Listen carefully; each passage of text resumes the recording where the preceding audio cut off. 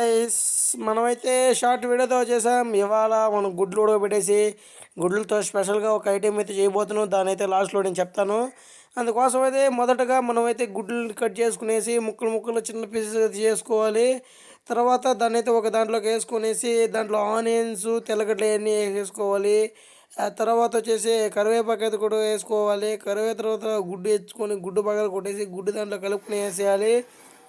గుడ్డు దాంట్లో కలుపుకున్న తర్వాత అయితే మిరప్పొడి ఇదంతా వేసుకొనేసి తర్వాత సాల్టు దాని టేస్టింగ్ సాల్టు తర్వాత మనం కావాల్సిన కార్న్ పౌడర్ మొత్తం వేసేసుకొని దాన్ని బాగా కలిపేసుకొనేసి తర్వాత అయితే పొయ్యి మీద అయితే పెను పెట్టేస్తాము.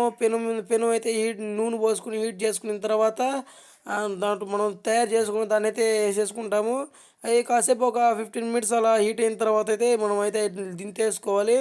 ఈ వీడియో మీకు నచ్చినట్లయితే లైక్ చేయండి, షేర్ చేయండి, సబ్స్క్రైబ్ చేసుకోవడం మర్చిపోకండి. ప్లీజ్ సపోర్ట్ చేయండి ఫ్రెండ్స్.